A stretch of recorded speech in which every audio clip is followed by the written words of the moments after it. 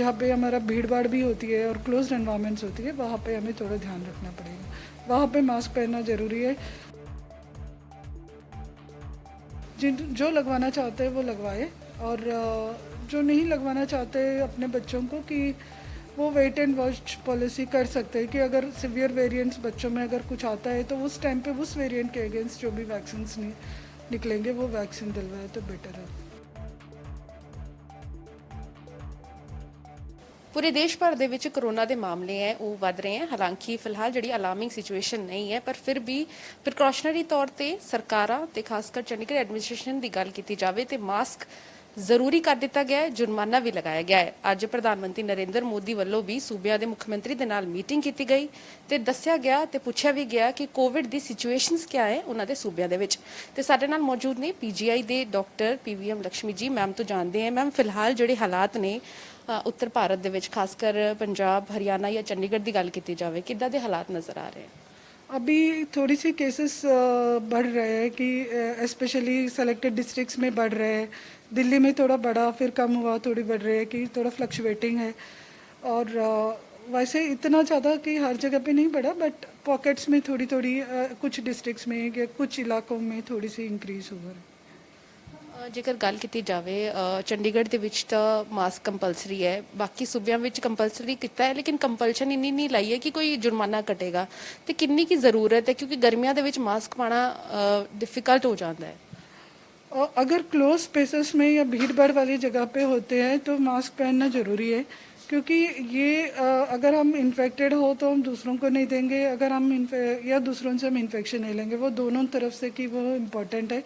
Specially closed environment में क्या होता है कि जो भी अगर किसी ने खांसा है या किसी ने छींका है या जो ड्रॉपलेट्स है वो काफ़ी देर तक, लंबी देर तक वहीं पे रहते हैं। अगर हम ओपन स्पेस में अगर होती है तो वो हवा वगैरह चलता होता है तो कि वो डाइल्यूट हो जाती है, इन्फेक्टिविटी कम हो जाती है, सन रेस वगैरह भी गिरते हैं तो जिसकी वजह से। इसीलिए क्लोज्ड रूम्स में स्पेशली मॉल्स हो गई है या थिएटर्स हो गए हैं या रेस्टोरेंट्स हो गई है, जहाँ पे हमारा भीड़ भाड़ भी होती है और क्लोज्ड एनवायरनमेंट्स होती है, वहाँ पे हमें थोड़ा ध्यान रखना पड़ेगा। वहाँ पे मास्क पहनना ज़रूरी है। रेस्टोरेंट में स्पेशली अगर जिसको सिम्टम्स है वो जाना अवॉइड करे तो बेटर है, ताकि क्योंकि वहाँ पे तो मास्क पहन नहीं सकते, तो ये ਜਿਹੜਾ ਇਹ ਵੇਰੀਐਂਟ ਹੈ ਕਿਹੜਾ ਹੈ, ਕਿਉਂਕਿ ਅਸੀਂ ਇੱਕ ਲਹਿਰ ਦੇਖੀ, ਦੂਜੀ ਵੀ ਦੇਖੀ, ਉਸ ਤੋਂ ਬਾਅਦ ਓਮਿਕਰੋਨ ਵੇਰੀਐਂਟ ਆ ਗਿਆ। ਇਹ ਕੋਈ ਵੇਰੀਐंट ਹਾਲੇ तक समझ आया कोई नवा वेरिएंट है या वही पुराने कोविड केसेस ही चल रहे हैं? ओमिक्रॉन की ही वेरिएंट है, लेकिन उसमें अलग अलग लीनिएजेस होती है। पहले जो इनिशियल में हम BA.1 से शुरू हुआ था, अभी BA.2 का लीनिएज चल रही है, तो है तो ओमिक्रॉन ही है। उसमें थोड़ी सी म्यूटेशन एडिशनल इनिशियल वेरिएंट के हिसाब से हुआ था, वो है कि इसमें हमें इतना घबराने की ज़रूरत नहीं है। इसका इन्फेक्टिविटी ज़्यादा है कि मतलब ज़्यादातर लोगों को एक इन्फेक्टेड बंदा इन्फेक्शन दे सकता है, बट इसका सीवियरिटी ज़्यादा नहीं होती है, ये माइल्ड इन्फेक्शन ही कॉज करती है। ਕਿਉਂਕਿ ਹੁਣ ਮੌਸਮ ਵੀ ਬਦਲ ਰਿਹਾ ਹੈ ਤੇ ਕਈ ਵਾਰੀ ਜਿਹੜਾ ਕੋਲਡ ਫੀਵਰ ਹੁੰਦਾ ਹੈ ਅਸੀਂ ਕਹਿੰਦੇ ਕਿ ਸੀਜ਼ਨਲ ਹੋ ਗਿਆ ਹੈ ਨਾ, ਤੇ ਡਿਫਰੈਂਸ਼ੀਏਟ ਨਹੀਂ ਕਰ ਪਾਉਂਦੇ ਕਿ ਕਰੋਨਾ ਦੇ ਦਾ ਮਾਮਲਾ ਹੈ ਜਾਂ ਫਿਰ ਸਿਰਫ ਸੀਜ਼ਨਲ ਹੈ। ਤੇ ਅਜਿਹੇ ਦੇ ਵਿੱਚ ਕੀ ਤੁਸੀਂ ਕਹਿੰਦੇ ਹੋ, मतलब ਕਿੱਦਾਂ ਧਿਆਨ ਰੱਖਣਾ ਚਾਹੀਦਾ ਹੈ? ज़्यादातर एलर्जिक वाले जो इन्फेक्शन होती है, जो सीज़न की बदलाव में एलर्जिक राइनाइटिस वगैरह होती है, उसमें हमें छींके वगैरह ज़्यादा होती है और हमें रनिंग नोज होती है, लेकिन फ़ीवर नहीं दिखता है। अगर किसी को फ़ीवर, बॉडी एक्स और खांसी, जुकाम वगैरह होता है तो मोर वायरल होने की चांसेस है, तो उनको कि ज़रूर टेस्ट करा लिए तो बेटर है। अगर वो टेस्ट ना, क्योंकि आजकल बहुत सारे लोग माइल्ड इन्फेक्शंस में टेस्ट नहीं कराते, अगर इनकेस वो टेस्ट कराना नहीं चाहते हैं कि हम तो कि एज ए डॉक्टर मैं उनको बोलूँगी आप टेस्ट करा लो, लेकिन हम किसी को फोर्स नहीं कर सकते। तो अगर इनकेस वो टेस्ट नहीं करा रहे तो जब तक उनका सिम्टम्स ठीक नहीं होते तब तक वो स्ट्रिक्टली मास्क पहने और उनका कॉन्टेक्ट जितना मिनिमम हो सके उतना करें। ਕੋਵਿਡ ਦੀ ਜਿਹੜੀ ਡੋਜ਼ਿਸ ਦੀ ਗੱਲ ਕੀਤੀ ਜਾਵੇ, ਵੈਕਸੀਨ ਦੀ ਡੋਜ਼ਿਸ ਤੇ ਪਹਿਲੀ ਲੱਗ ਗਈ, ਦੂਜੀ ਲੱਗੀ, ਹੁਣ ਕੀ ਲੋਕੀ ਬੂਸਟਰ ਡੋਜ਼ ਵਾਸਤੇ ਆ ਰਹੇ ਨੇ ਅੱਗੇ?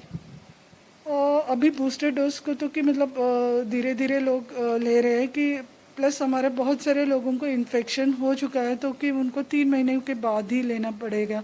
तो इस वजह से भी कि जो फरवरी में जिसको इन्फेक्शंस हुआ या जान में जो इन्फेक्ट हुए थे, उन लोगों की टाइम जो है वो अभी अप्रैल मई में बन रही है, तो उस हिसाब से कि वी कैन एक्सपेक्ट कि थोड़ा इंक्रीज़ हो वैक्सीनेशन बूस्टर डोज की। ਮੈਮ ਸਕੂਲਸ ਖੁੱਲ ਗਏ ਨੇ, ਬੱਚਿਆਂ ਦੀ ਵੈਕਸੀਨੇਸ਼ਨ ਕਿੰਨੀ ਜ਼ਰੂਰੀ ਹੈ? ਜਿੰਨੀ ਕਿ ਵੱਡੇ ਤਾਂ ਲਗਾ ਹੀ ਰਹੇ हैं, लेकिन बच्चे ਦੀ ਕਿੰਨੀ ਕੀ ਜ਼ਰੂਰੀ ਹੈ? वो पेरेंट्स अपना अपने हिसाब से डिसीजन ले सकते हैं, क्योंकि बच्चों में आज सच माइल्ड इन्फेक्शंस होते हैं और काफ़ी सारे बच्चों को ऑलरेडी हो भी चुका है कि वो माइक्रॉन वेव में भी काफ़ी लोग, और उससे पहले भी हमने सीरो सर्वे किया कि वो माइक्रॉन वेव से पहले भी, कि वहाँ पे भी हमें ये पाया गया कि अराउंड 70% के आसपास बच्चे ऑलरेडी इन्फेक्ट हुए हैं कि चंडीगढ़ में, और अभी वो माइक्रॉन में उससे भी ज़्यादा अराउंड 70% माइक्रॉन वेव में भी इन्फेक्ट ऑलरेडी हो चुके हैं।